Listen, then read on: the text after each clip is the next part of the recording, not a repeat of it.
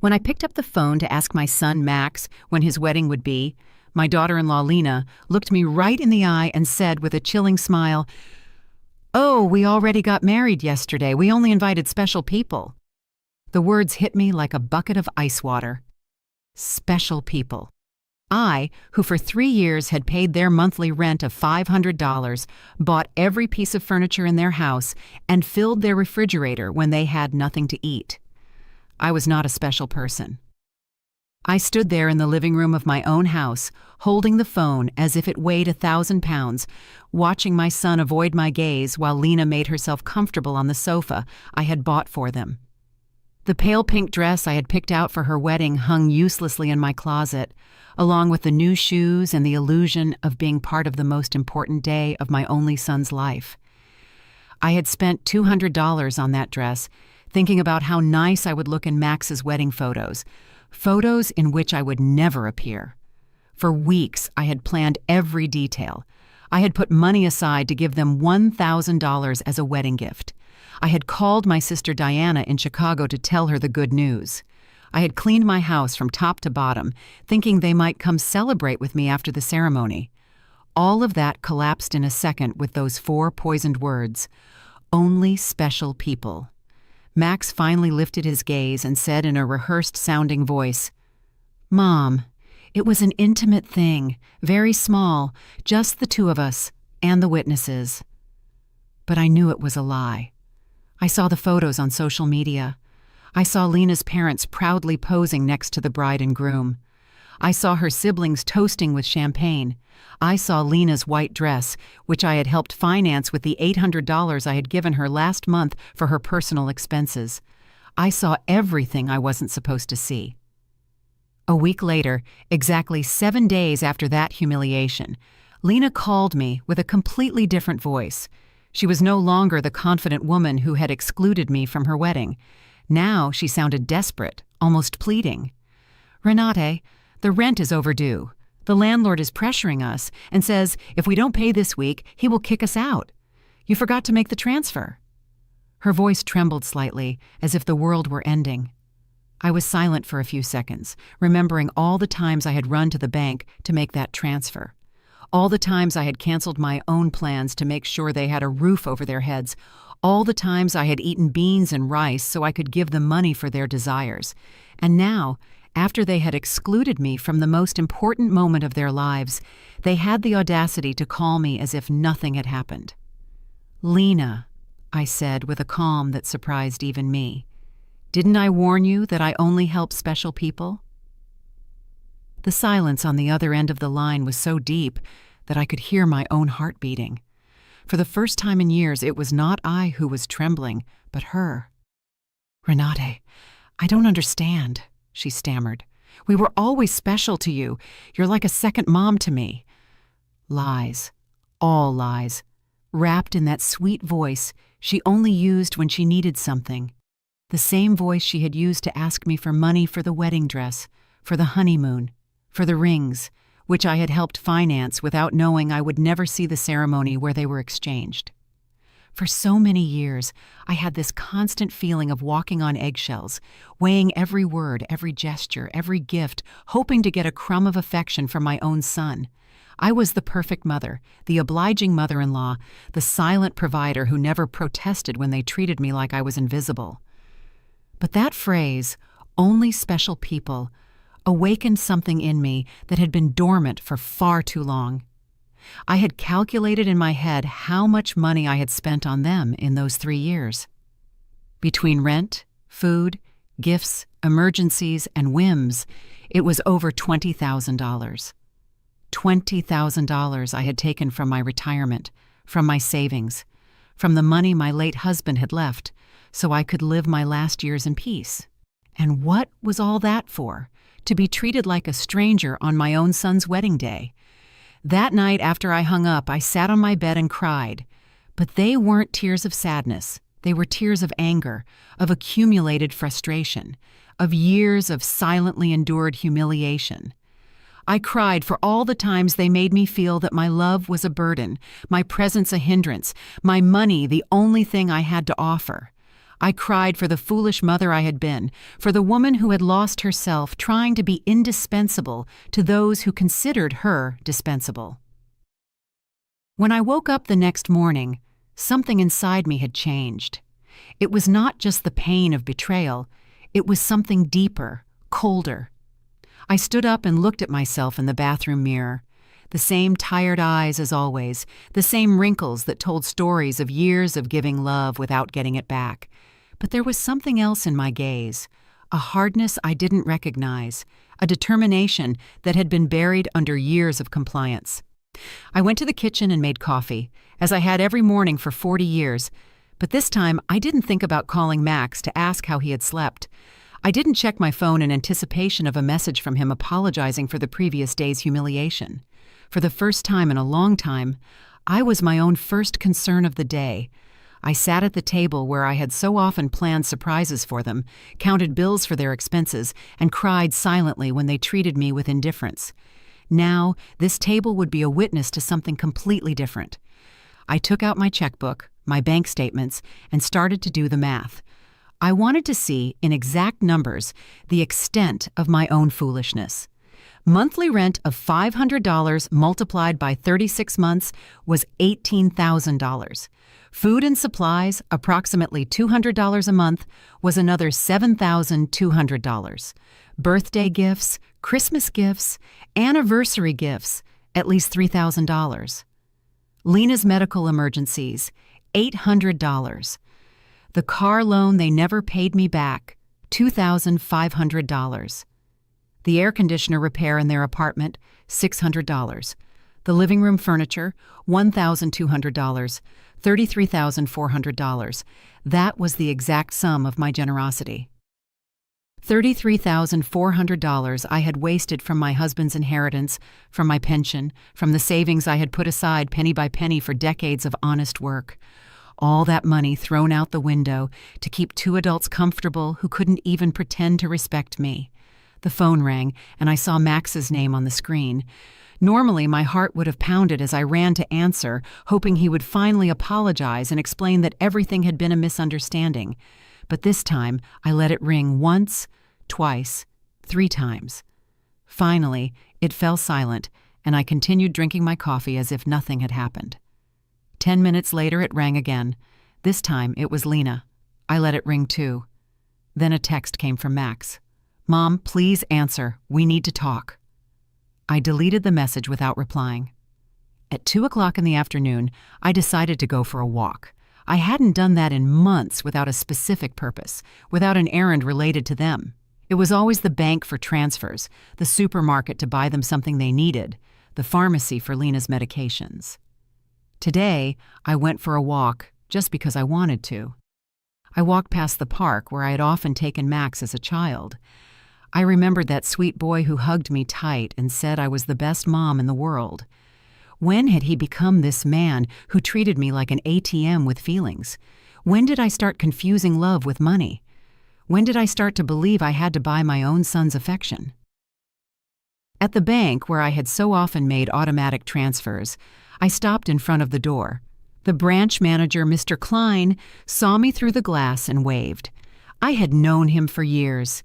He had processed every one of my transfers to Max and Lena.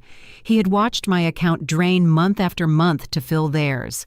I went inside and walked directly to his office. "Mr. Klein," I told him, "I need to cancel the automatic transfers I have programmed." He looked at me, surprised. For 3 years, these transfers had been as regular as the sunrise. "Are you sure, Mrs. Richter? Did something happen?" His concern was genuine, more genuine than any interest Max had shown in me in recent months. "What happened is that I finally opened my eyes," I replied. "I want to cancel everything, and I also want information on how to protect my accounts. I don't want anyone else to have access to my money." While Mr. Klein processed the cancellations, my phone didn't stop ringing. Max, Lena, Max again. It was as if they had developed radar to detect when their source of income was in danger. I turned the phone off completely. "Mrs. Richter," Mr. Klein said as he handed me the papers. "I apologize for intruding, but in all these years, I have seen you be very generous with your family. I hope you are not being pressured to make these changes." His words touched me deeply. This man, who barely knew me beyond bank transactions, showed more genuine concern for my well-being than my own son. "I'm not being pressured, Mr. Klein. On the contrary, I have finally stopped pressuring myself." When I left the bank, I felt strangely light, as if I had left an enormous burden in that office. For the first time in years, my money was entirely mine. I had no financial obligations to people who saw me as a resource instead of a person. I went home and thought about all the things I hadn't done to please Max and Lena, the trips I hadn't taken to save money for them, the friends I no longer saw because I was always available for their emergencies, the hobbies I had given up because every dollar I spent on myself was $1 less for their needs. When I got home, I found 3 cars parked in front of my door, Max's, Lena's, and one I didn't recognize. I could see movement inside my house through the windows. My blood ran cold. They had keys. I had given them keys because I trusted them, because I thought they would one day take care of me just as I had taken care of them. I took a deep breath before opening the door. It was time for the first real confrontation of my new life. I opened the door to my house and saw a scene I will never forget. Max was sitting on my sofa with his head in his hands. Lena was pacing back and forth like a caged animal, and an older man I didn't know was going through papers on my dining table. My papers, my personal documents. "What is happening here?" I asked in a voice that sounded louder than I expected. All 3 of them looked at me as if I were the intruder in my own house. Lena was the first to speak, and her voice had that desperate urgency I had already heard on the phone. "Renata, thank God you're here. We need to talk. Mr. Fisher is from the law firm we consulted about your situation." "My situation?" The question came out of my mouth with a calm that surprised me. "What situation? I'm doing perfectly fine." Max finally lifted his head and looked at me with those eyes that once belonged to an innocent child and now only reflected financial panic. "Mom, we went to the bank and they told us you canceled all the transfers. Mr. Klein explained that you also blocked our access to your accounts. We don't understand why you did that." Mr. Fisher, a man in his 50s in a gray suit and a smile that didn't inspire confidence, approached me with an outstretched hand. "Mrs. Richter, I am Dr. Fisher, a family law attorney. Your children are concerned about your mental well-being and have asked me to assess the situation." I didn't shake his hand. Instead, I went directly to my dining table and collected all my documents that he had been reviewing without my permission. "These are my private papers. You have no right to look at them without my consent." "Mom," Max interjected with that condescending voice he had perfected in recent years, "we're worried about you. Your behavior has been very strange lately. First, you financially cut us off without an explanation. Then you don't answer our calls. We think you might need professional help." Lena approached and tried to take my hand with that fake tenderness she reserved for moments when she needed something. "Renate, honey, we know you're under a lot of stress. Maybe the loneliness is affecting you more than you think. At your age, episodes of confusion are normal." The word confusion echoed in my head like an alarm bell. Now I understood why they had brought the lawyer. It wasn't about helping me. It was about declaring me mentally incompetent and taking control of my finances. The same woman who had told me they only invited special people to their wedding was now treating me like a senile old lady. "I am not confused," I said with a firmness that silenced everyone. "I am clearer than I have been in years, and you are going to leave my house right now." Mr. Fisher interjected with that professional voice lawyers use when they want to sound reasonable. "Mrs. Richter, I understand you feel overwhelmed, but your children have a right to intervene if they believe your ability to make financial decisions is impaired. They have documented several concerning behaviors." Concerning behaviors. The laugh that came from my throat was hoarse, almost cruel. Like what? Deciding that my money belongs to me? Deciding to no longer finance the lives of 2 adults who treat me like trash? Lena jumped up as if I had slapped her. "We never treated you badly. You are part of our family. Everything you have will belong to us one day anyway. We are just speeding up the process." There was the naked, unvarnished truth. Everything I had would one day belong to them. In their minds, I was already dead and they were just collecting their inheritance in advance. It didn't matter if I had 70 years or 70 days left. To them, I was just an ATM with legs that had become problematic. "Out," I said, pointing to the door. "All three of you get out of my house." Max stood up with that angry, childlike face he made when he didn't get his way. "Mom, we can't just leave. We have obligations. The rent, the car payments, the credit card you co-signed for. You can't just cut us off from one day to the next." "I can't?" My voice rose for the first time in the entire conversation. "Who says I can't? For years I have paid rent that wasn't even in my name. I filled a refrigerator in a house where I was not welcome. I financed a life that clearly had no place for me." Mr. Fisher took a folder from his briefcase and placed it on my table. "Mrs. Richter, we have prepared some documents that could facilitate this transition.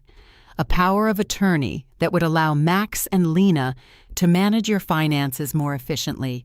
This would just be temporary until you feel better." I took the folder and, without even opening it, threw it directly into the trash can. "The only transition that is going to happen here is yours to the front door." Lena started to cry, but they weren't tears of sadness. They were tears of frustration, of contained rage. "You can't do this to us, Renate. We were counting on you. We made plans based on your support. We bought things. We took on financial obligations because we knew we could count on you." "Obligations based on my money," I replied. "Not on my well-being, not on my happiness, not on my company, just on my money. And now that I have decided that my money is better used in my own life, I am suddenly a confused old woman who needs legal guardianship?" Max tried to approach me, but I took a step back. He was no longer the boy who ran into my arms when he had nightmares. He was a 35-year-old man who saw his mother as an obstacle between himself and a comfortable life financed by others. "Mom, we made mistakes," he said in a voice that was supposed to sound remorseful. "The wedding was a misunderstanding. Lena was nervous. I was under pressure. We can fix this if you just become reasonable again." Reasonable. The word tasted bitter in my mouth. Being reasonable means continuing to pay for your life while you treat me like a stranger. It means pretending it doesn't hurt to have been excluded from the most important day of my only son's life. Mr. Fisher packed his papers with the efficiency of someone who is used to having proposals rejected. "Mrs. Richter, this is not over. Your family has legal options. If you are indeed making irrational decisions due to mental health problems, a judge can determine that you need guardianship." His words were like a blow. I realized this was not just a manipulative family visit. It was a real legal threat. They wanted to declare me incompetent to manage my own affairs. "Mr. Fisher," I said, looking him directly in the eyes, "I suggest you do your research thoroughly before you threaten a 71-year-old woman who has managed her finances flawlessly for 40 years, who raised her son alone after the death of her husband, who ran a household and worked honorably until retirement, and who until last week financially supported two completely capable adults." Lena stopped crying and looked at me with a coldness that finally showed her true face. "This won't stay like this, Renate. We have rights and lawyers too." "Perfect," I replied. "Hire all the lawyers you want, with your own money, of course, because mine is no longer available to finance your legal tantrums." The three of them walked to the door with the wounded dignity of people who are not used to being told no. Before he went out, Max turned to me one last time. "Mom, this is going to end very badly for you.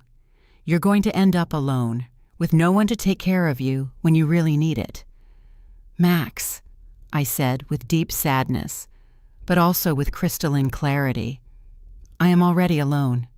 The difference is that now it's by my own choice, not by your neglect." As I closed the door behind them, I stood in my living room, surrounded by the most beautiful silence I had heard in years. It was the silence of freedom. That night, I couldn't sleep, but not out of sadness or regret, but out of adrenaline from having reclaimed control of my own life. I lay awake in bed, planning my next steps like a general preparing for a battle. If Max and Lena wanted to fight, I would give them a war. But it would be a war I would fight with intelligence, not with emotion. At 6 o'clock in the morning, I was already dressed and ready to go. My first stop was the office of attorney Mr. Weber, a man I had met years ago when I was handling my husband's will.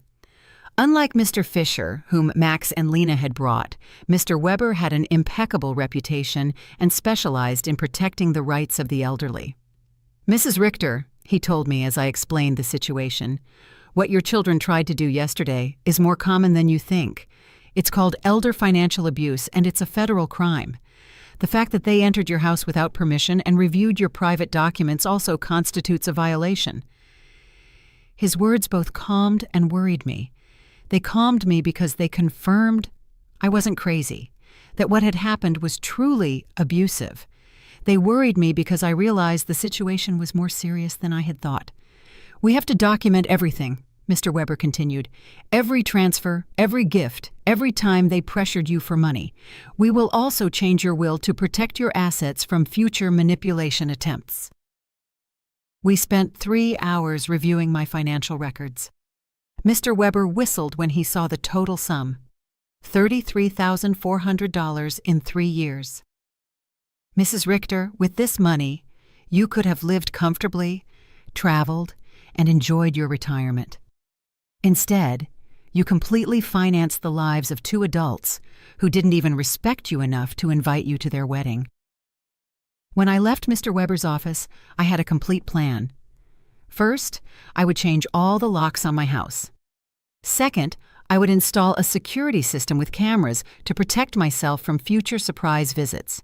Third, I would open a new bank account at a different bank where they had no contact. And fourth, I would start living the life I had postponed for years. My next stop was the hardware store. The owner, Mr. Summer, had known me for years because I was always buying things to fix Max and Lena's apartment. This time was different. "Mrs. Richter, what brings you here today? Another emergency with your son?" he asked with the familiarity of a person who had silently witnessed my wasted generosity. "No, Mr. Summer. This time it's for my own house. I need to change all the locks, and I want them to be of the best quality." He looked at me, surprised, but asked no questions. While I was choosing the locks, his son Ethan, who installed security systems, came by. It was Providence in action. "Ethan," I told him, "I also need to install surveillance cameras, the complete system. The price is not an issue." While they were preparing everything for the installation the next day, I received a call from an unknown number. It was Lena calling from someone else's phone because I had blocked her number after the previous day's confrontation. "Renate, it's Lena. Please don't hang up. We need to talk like civilized adults." "Speak," I said dryly. "Listen, I understand you're upset about the wedding. It was a mistake. Max and I have talked about it, and we want to make it up to you. How about we have a special dinner to celebrate our wedding with you? We can do it at your house, cook together like we used to." The manipulation in her words was so obvious that I almost had to laugh. "Lena, how much rent do you owe exactly?" The silence on the other end confirmed that I had hit a nerve. Well, it's 2 months, $1,000 total. But I'm not just calling for that, Renate. We really miss you in our lives." "Do you miss me or my money?" I asked directly. "Both," she replied with a surprising honesty. "Renate, I won't lie to you. Yes, we need your financial help, but we love you too. You're important to us." "If I'm so important," I said, "why wasn't I important enough to be at your wedding? Why am I not important enough to get a call that doesn't ask for money? When was the last time you called me just to ask how I was doing?" Another silence. We both knew the answer. Never. "Lena, I'm only going to explain this to you once. For 3 years, you have treated me like an ATM with feelings. You used me. You ignored me. You humiliated me, and finally, you insulted me in the worst possible way. Now that the money is running out, you suddenly discover you love me." "Renat, please." I cut her off. "There is no please.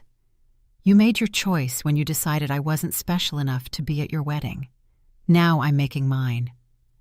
I hung up and turned the phone off completely. I didn't want any more interruptions on my day of liberation. That afternoon, I went to the beauty salon I hadn't been to in over a year. I always canceled my appointments because Max or Lena needed something urgent, or because the money I had set aside for myself became an emergency for them. "Mrs. Richter?" my favorite hairstylist Cynthia called out. "What a surprise! I thought you had forgotten us." "I didn't forget you, Cynthia. I just forgot that I also deserve to be pampered." I treated myself to the full treatment: cut, color, manicure, pedicure. For the first time in years, I spent money on myself without feeling guilty. While Cynthia worked on my hair, she told me about her life, her children, her dreams. It was refreshing to have a conversation that didn't revolve around Max and Lena's needs. "You look beautiful, Mrs. Richter," she said when she was done. "But more than that, you look free. Did something good happen?" "Yes, Cynthia. I finally learned to say no." When I got home that afternoon, there was a car in front of my door that I didn't recognize. My heart raced for a moment, thinking Max and Lena might have come back with reinforcements. But as I got closer, I saw an older woman sitting on the steps of my porch. "Mrs. Richter?" she asked as I got out of the car. "Yes, that's me. Can I help you?" "I'm Eleanor Brooks. I live next door. We've been neighbors for years, but we've never had a chance to talk. Yesterday I heard very loud voices in your house, and I got worried. Is everything okay?" Her sincere concern touched me deeply. Here was a stranger who showed more interest in my well-being than my own son. "Come in, Mrs. Brooks. I'll make you a coffee, and I'll tell you a story you won't believe." While I was making coffee, I told her the whole situation. Eleanor listened without interrupting, nodding occasionally, and when I finished my story, her eyes were filled with tears. "Mrs. Richter," she said, "you did the right thing. I went through something similar with my daughter 5 years ago. I also thought it was my duty to finance her adult life. I also believed they wouldn't love me if I didn't give them money. What happened? I cut off the money when I realized they only called me when they needed something. At first it was terrible. They threatened me, emotionally blackmailed me, tried to make me feel guilty. But after 6 months, my daughter called to genuinely apologize. Now we have a real relationship based on love, not on money." Her words gave me hope and confirmed that I had made the right decision. "Do you think Max and Lena will understand one day?" "Maybe yes, maybe no," she answered honestly. "But that's no longer your responsibility, Mrs. Richter. Your responsibility now is to live your own life." That night, for the first time in 3 years, I went to bed without worrying about whether Max and Lena had money for rent, for food, for their whims. I went to bed thinking about myself, my plans, my future, and I slept better than I had in years. The next day, Ethan and Mr. Summer came at 8 in the morning to change the locks and install the security system.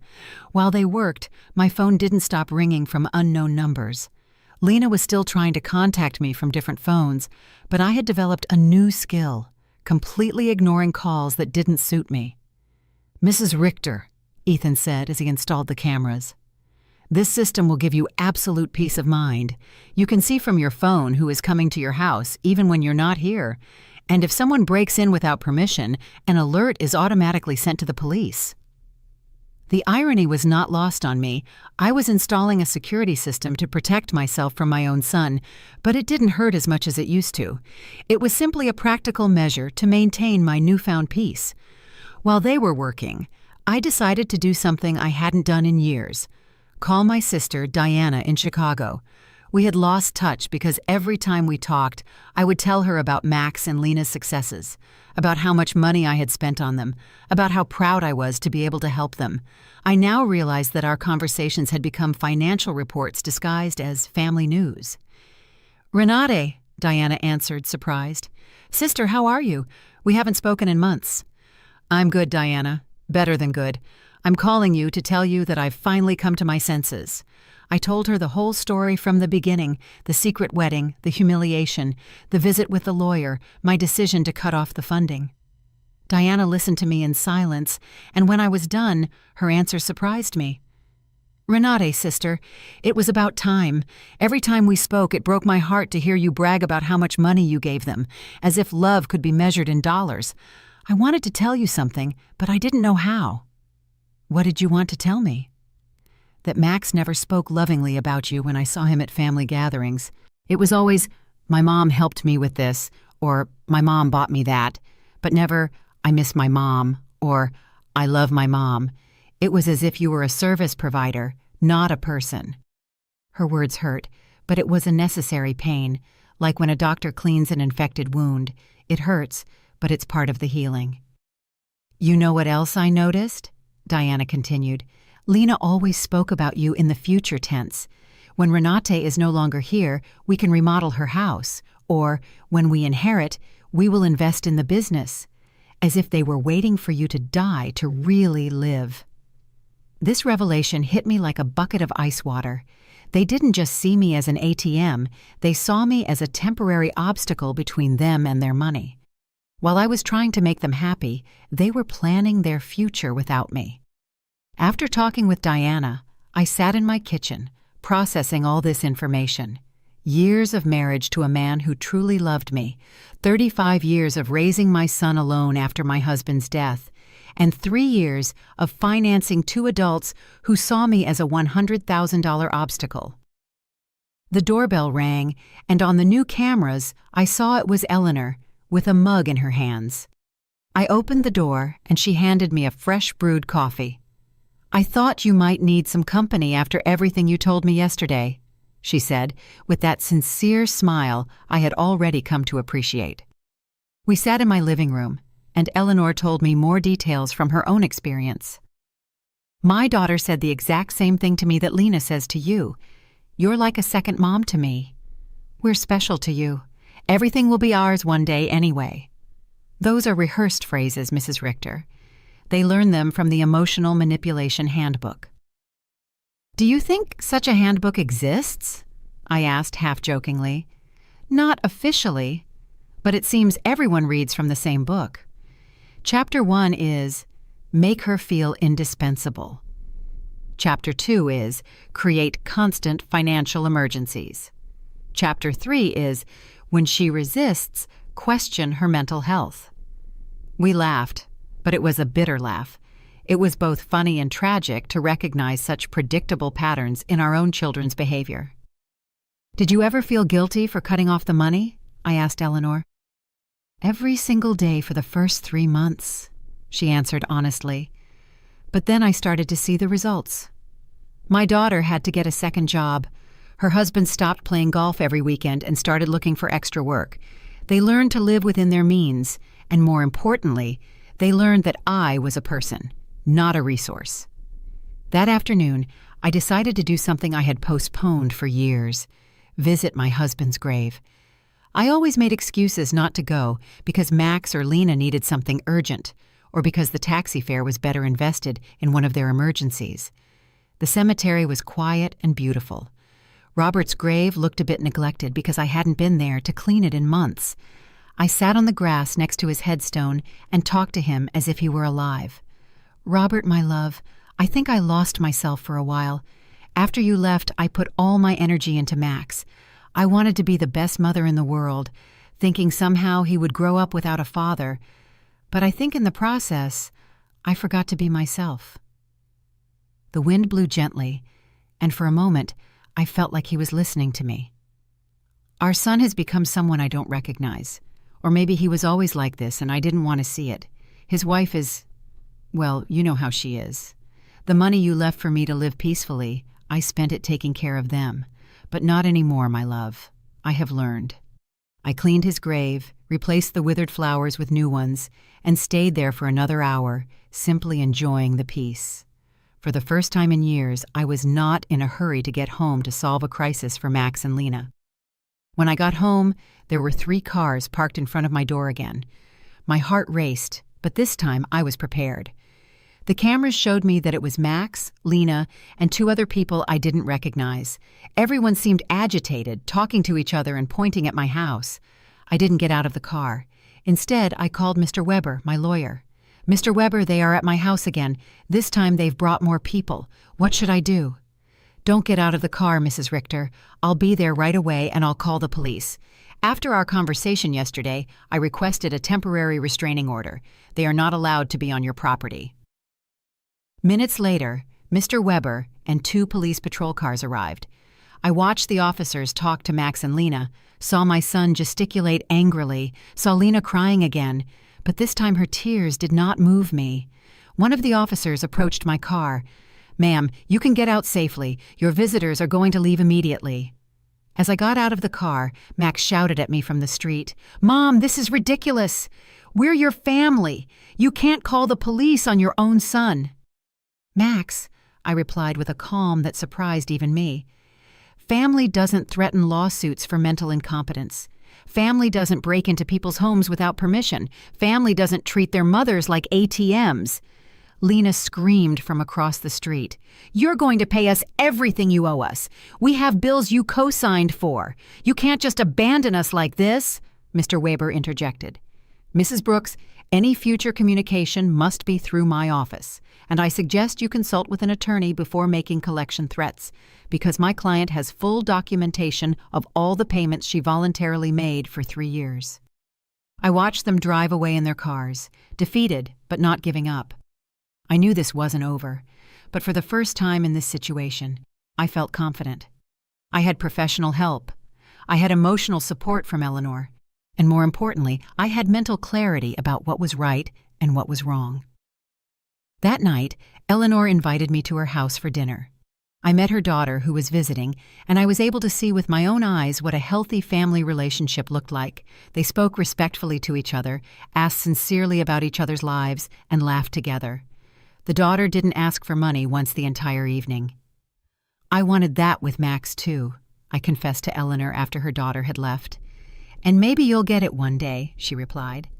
"But first, he has to learn that you are a person who deserves respect, not just a source of income."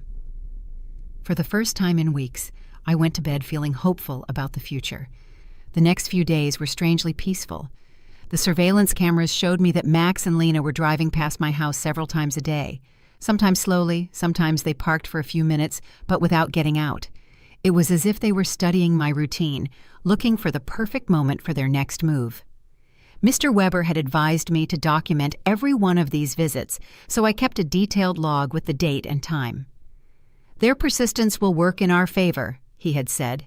"Every time they show up after we've told them not to approach, it strengthens our case for a permanent restraining order." On Friday morning, I was calmly having breakfast when the doorbell rang. The cameras showed me a very well-dressed young woman with a folder in her hands and a professional smile. I didn't recognize her, but something about her posture told me it was not a social visit. "Good morning, Mrs. Renati Richter," she said as I opened the door. "I am a social investigator from the Office of Senior Services. We have received a report that you may be in an at-risk situation and we need to conduct a wellness check." My blood ran cold. Max and Lena had escalated the situation. It was no longer just threats from private lawyers. Now they had involved the government. "Can I see your ID?" I asked, trying to stay calm. "Of course." She showed me an official ID that looked genuine. "I am social worker Mrs. Schmidt. Can I come in and talk to you?" I let her in, knowing that a refusal would have been worse for my case.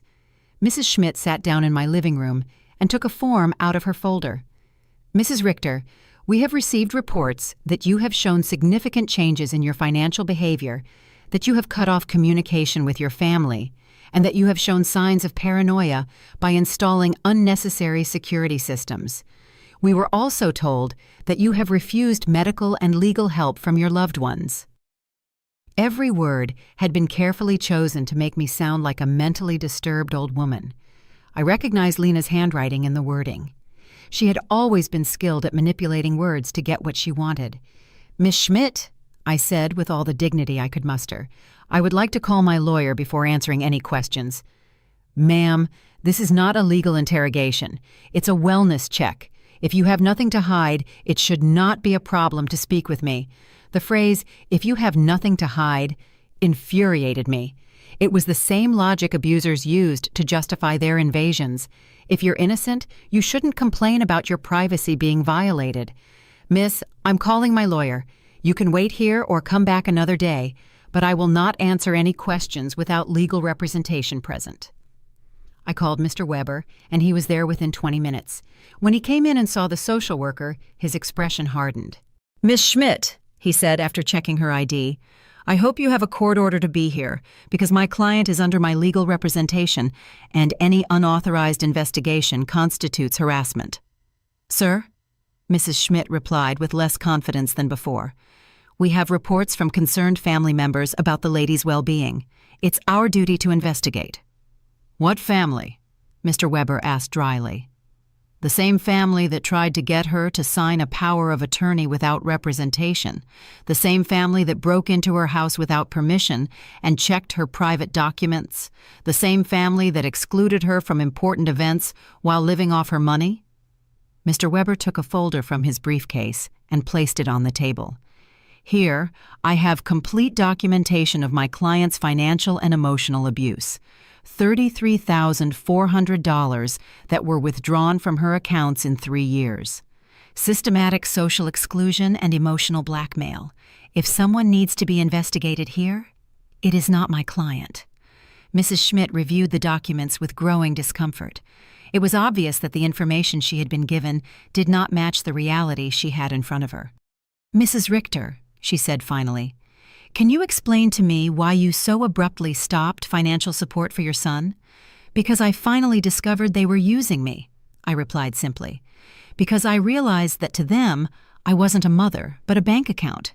Because I was tired of financing the lives of people who saw me as an obstacle." "But don't you feel it's your responsibility to help your family?" The question outraged me. "Miss Schmidt, my responsibility as a mother was to raise my son until he was 18. To educate him, and to give him the tools to be an independent adult. My son is 35 years old, married, and perfectly capable of supporting himself. Financing his adult life is not my responsibility. It is my choice, and I have chosen not to do so anymore." Mr. Weber interjected.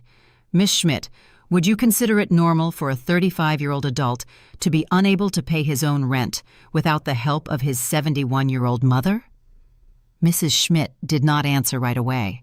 I could see she was reevaluating the entire situation. "Mrs. Richter," she asked after a moment, "do you manage your own finances completely?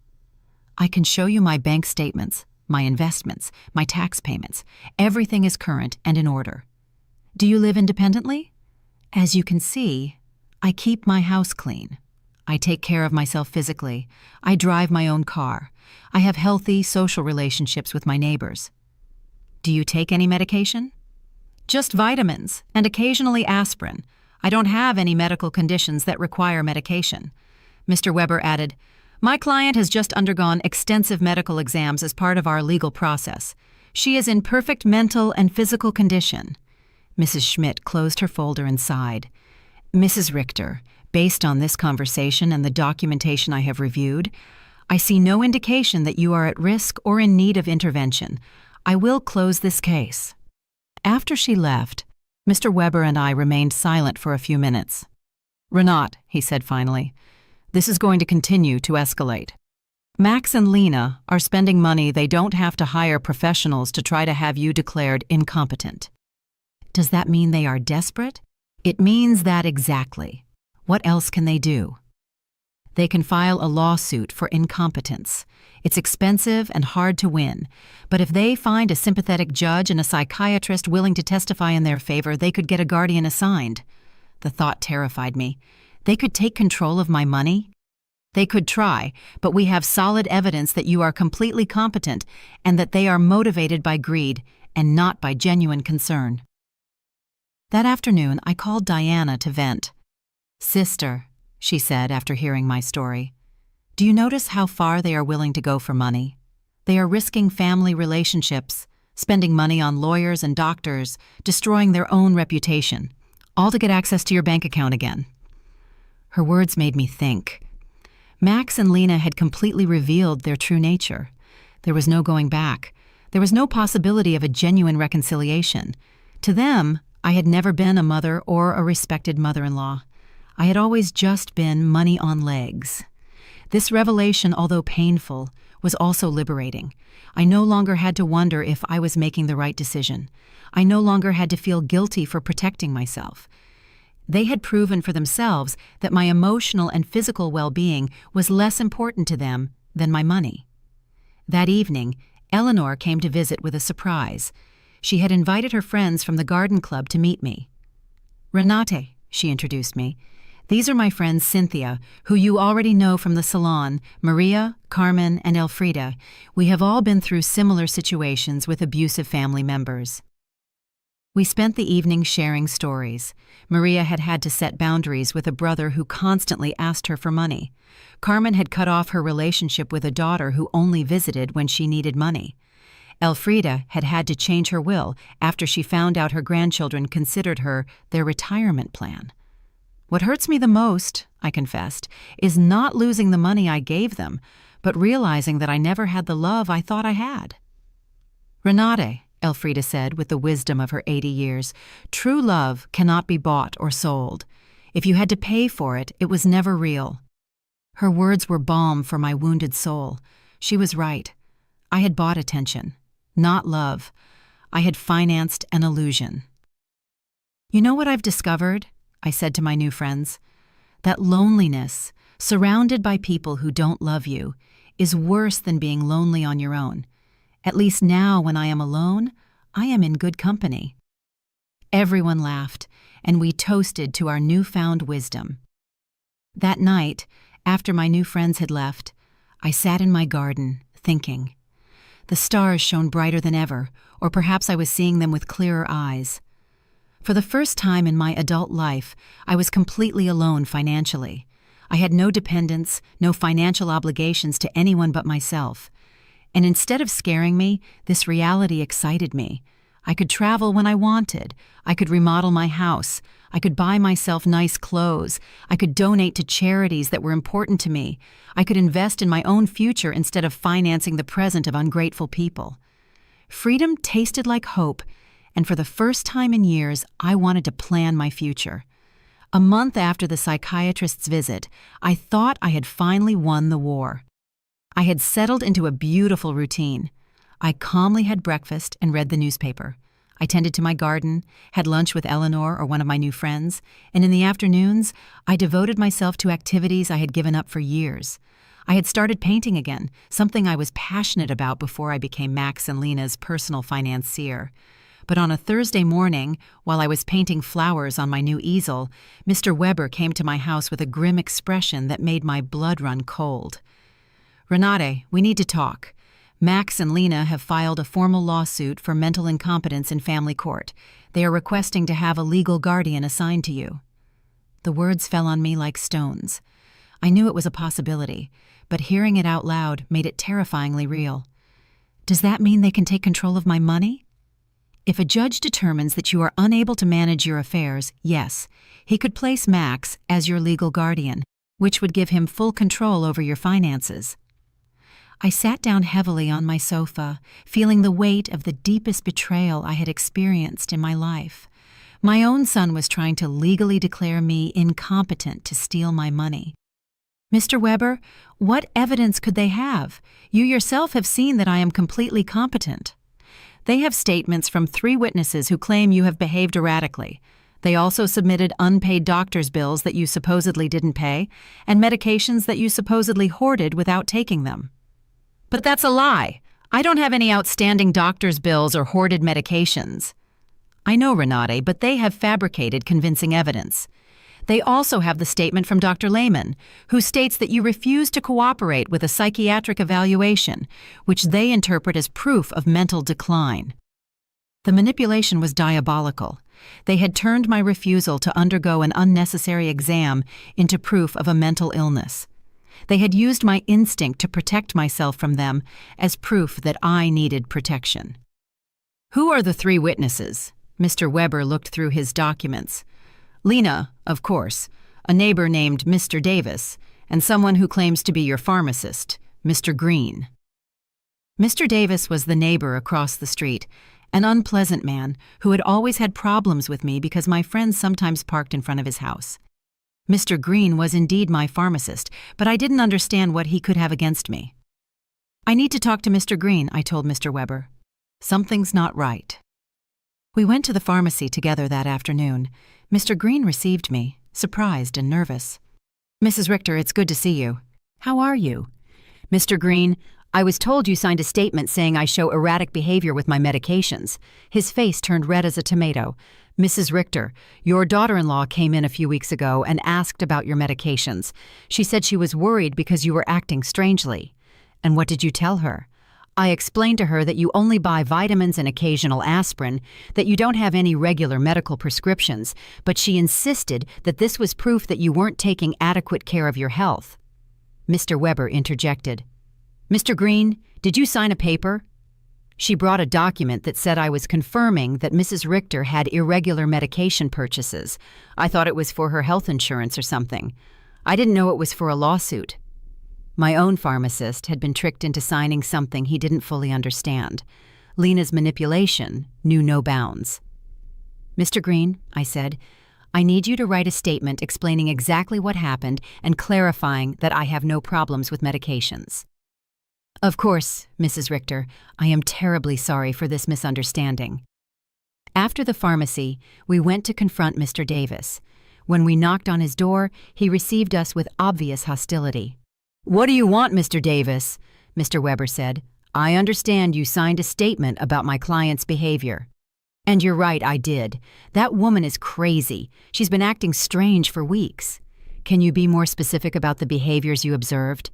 "Installing cameras as if she lived in a war zone, having strangers visit all the time, yelling at her family in the street." I realized Mr. Davis had taken everything out of context. The cameras had been installed for protection. The strangers were my new friends. The yelling was me defending my house from Max and Lena's invasions. "Mr. Davis," I said, "do you know why I installed the cameras?" "No, and I don't care."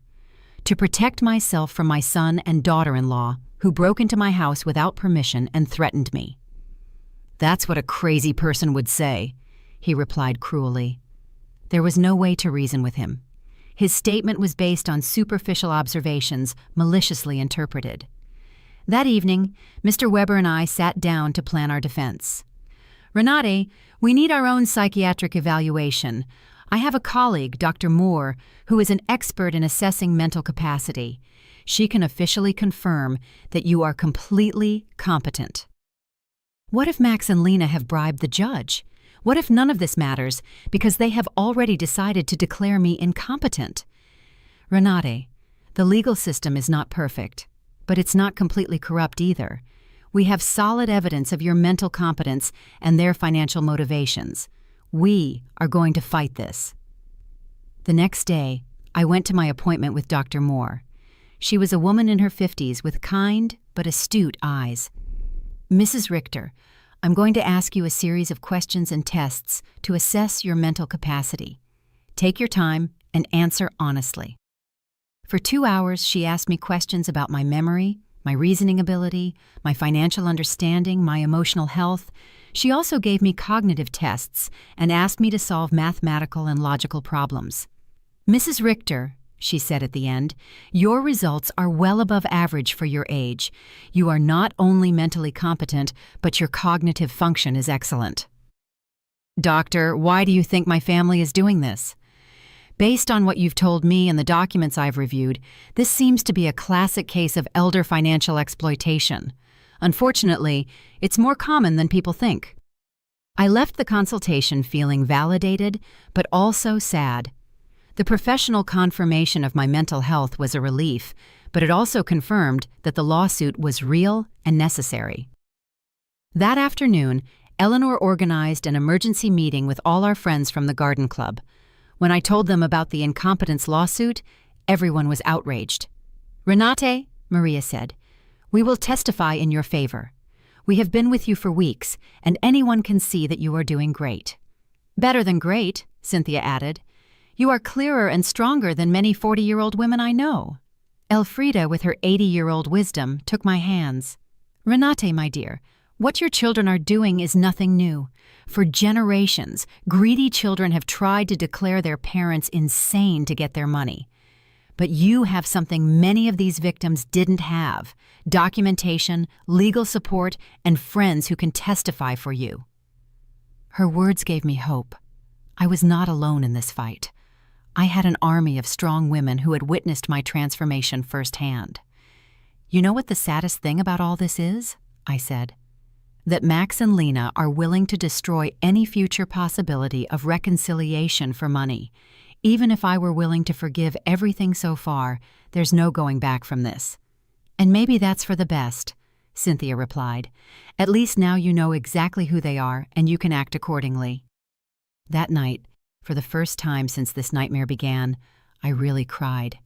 Not out of sadness, but out of grief.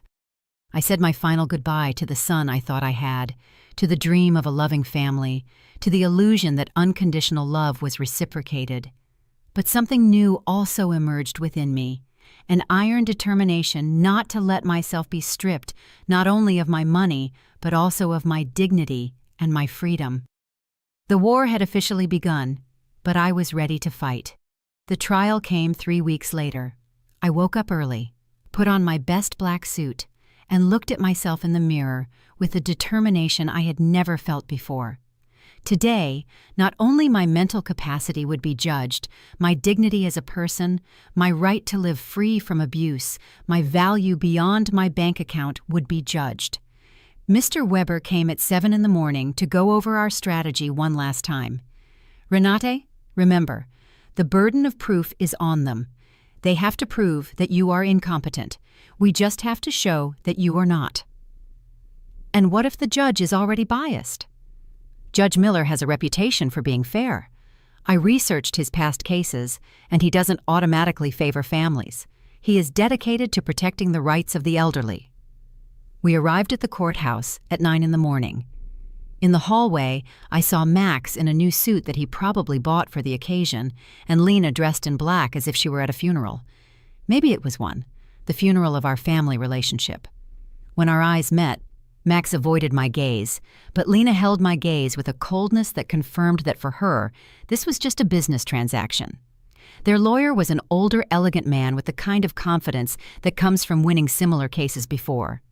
When he began his opening statement, his strategy was clear: to portray me as a confused old woman who had been manipulated by strangers to alienate me from my loving family.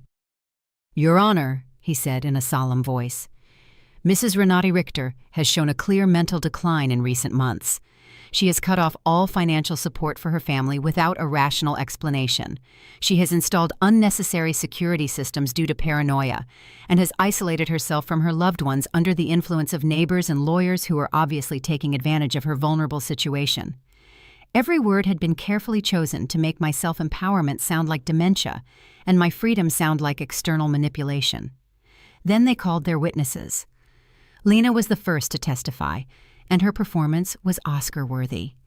She cried as she described how I had completely changed, how I had become hostile and paranoid, how I had isolated myself from the family that loved me.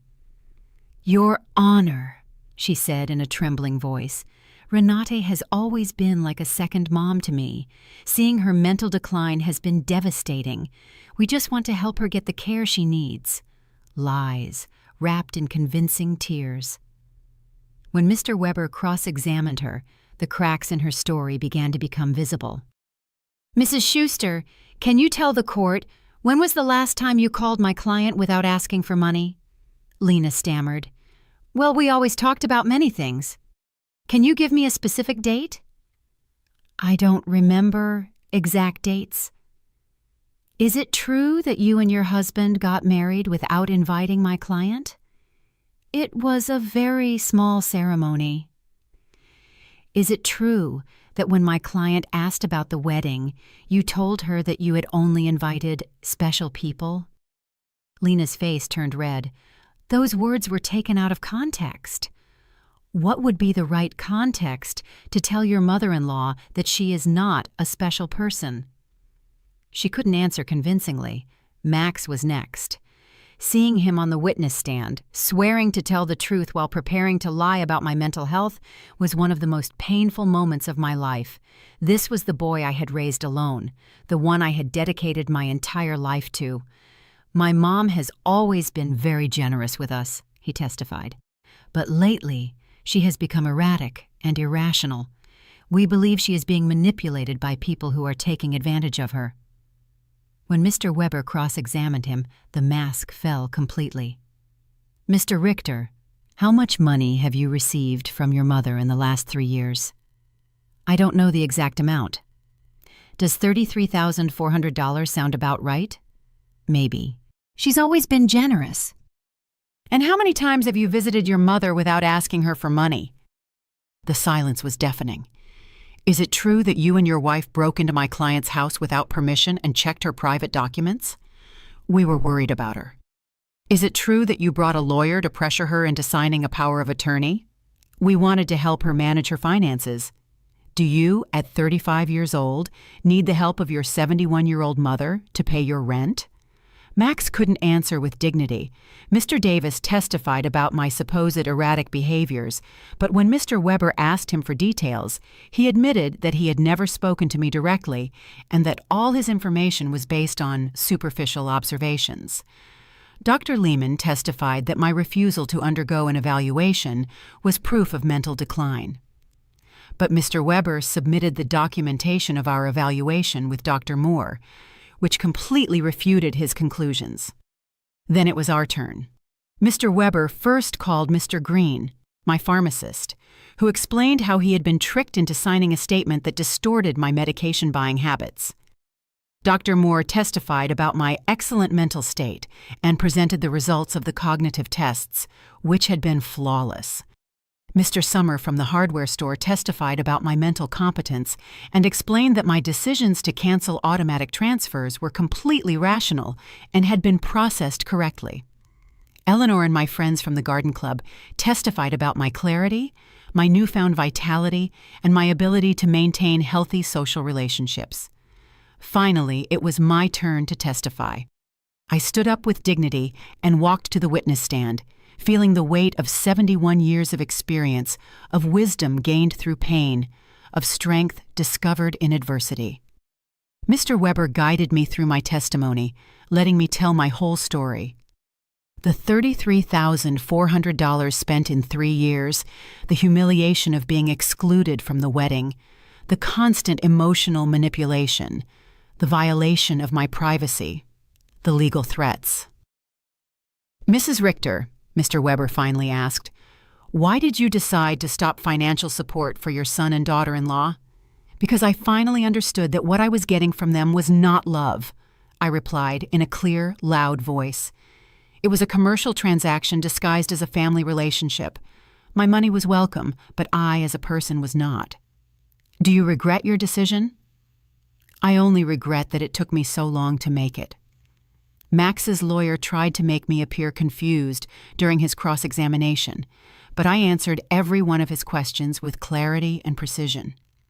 When he tried to imply that my new friendships had manipulated me, I explained to him that for the first time in years, I had relationships based on mutual respect and not on financial interest. In his closing argument, Max's lawyer insisted that I was a victim of external manipulation. Mr. Weber's rebuttal was devastating. Your Honor, what we have seen here is not the case of an incompetent old woman, but that of a woman who has finally found the strength to free herself from years of financial and emotional abuse. The plaintiffs have presented no real medical evidence of mental incompetence. What they have presented is frustration, because their source of income has decided to exercise her legal and moral right to protect her own resources. Judge Miller retired to deliberate for 2 hours that felt like 2 years. When he came back, his expression was serious but clear. After reviewing all the evidence presented, he began, it is obvious to this court that Mrs. Renate Richter is in full possession of her mental faculties. Professional psychiatric evaluations confirm her cognitive competence. Her financial decisions, as painful as they may be for her family, are completely rational and within her rights. My heart began to beat faster. Furthermore, the judge continued, the evidence suggests that this lawsuit is motivated by financial interest rather than by genuine concern for Mrs. Richter's well-being. The court completely denies the request for guardianship. I had won. I had not only won the lawsuit, but also my freedom, my dignity, my right to live free from the abuse of those who supposedly loved me.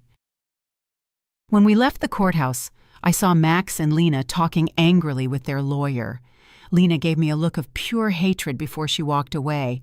Max looked at me one last time, and for a second, I saw something that could have been regret, but it was already too late. That night, Eleanor organized a celebration at my house with all our friends.